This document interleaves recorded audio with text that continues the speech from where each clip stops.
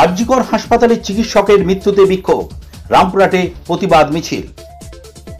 আরজিকর হাসপাতালে চিকিৎসকের অস্বাভাবিক মৃত্যুর ঘটনায় বীরভূমের রামপুরহাট মেডিকেল কলেজ এবং হাসপাতালে কর্মরত চিকিৎসক, জুনিয়র ডাক্তার এবং অন্যান্য কর্মীরা আজ দুপুরে একত্রিত হয়ে প্রতিবাদ মিছিলের আয়োজন করেন।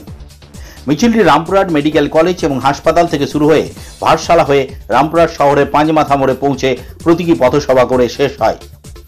প্রতিবাদে অংশ নেওয়া চিকিৎসক এবং কর্মীরা দোষীদের অবিলম্বে কঠোর শাস্তির দাবি জানান। তারা স্পষ্টভাবে জানান, যদি যথাযথ ব্যবস্থা না নেওয়া হয় তবে তাদের আন্দোলন অব্যাহত থাকবে।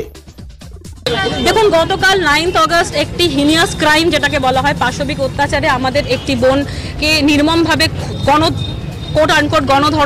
ধর্ষণ এবং খুন করা হয়েছে।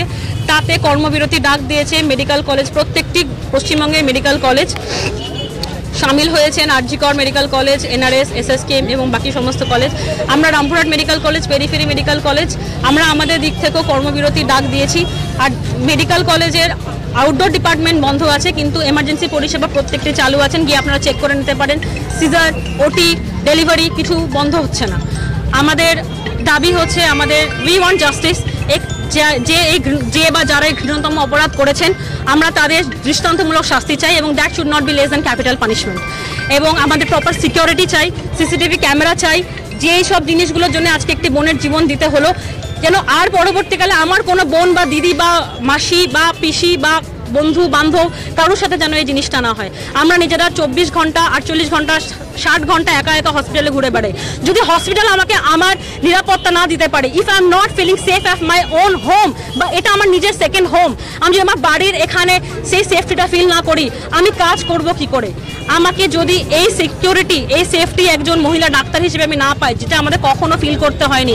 আমি দীর্ঘ 13 বছর এই ফিল্ডে আছি। আমাদের কখনো মনে হয়নি যে তুমি মেয়ে তাই তোমাকে এই ট্রিটমেন্ট করতে দেওয়া হবে না, তুমি মেয়ে তাই নাইট ডিউটি করবে না। আজকে যদি আমাকে সত্যি ভাবতে হয় যে আমি মেয়ে বলে আমাকে আমার চিকিৎসা করতে আমাকে দেওয়া হচ্ছে না, সেক্ষেত্রে এর থেকে খারাপ বোধহয় কিছু হতে পারে না। দিদি, যে ধরা পড়েছে সে একজন civic volunteer. Rampurhat medical college হাসপাতালে অনেক সিভিক ভলেন্টিয়ার যারা নিরাপত্তার দায়িত্বে আছে, আপনাকে সেটা চাইছেন যে সিভিক ভলেন্টিয়ার? দেখুন, এর ডিটেইলড ইনভেস্টিগেশন করবে পুলিশ, এবং দরকার পড়লে আরজিকর মেডিকেল কলেজে যারা কমিটি মেম্বার আছেন বা যারা স্টুডেন্টরা আছেন তারা নিজস্ব বক্তব্য দেবেন। এই ব্যাপারে আমরা চাই যে যারা ধরা পড়েছে বা যারা ধরা পড়ছে তারা যেন সঠিক লোকজন ধরা পড়ে, ইনভেস্টিগেশন নিজের মতো হবে। এই মিছিল এবং প্রতিবাদের মাধ্যমে তারা চিকিৎসক সমাজের প্রতি অন্যায় আচরণের বিরুদ্ধে সোচ্চার হয়ে নিজেদের অবস্থান স্পষ্ট করেন।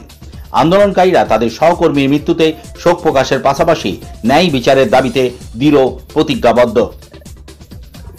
রামপুরহাট থেকে ভিক্টর শেখের রিপোর্ট, জনকণ্ঠ টিভি নিউজ।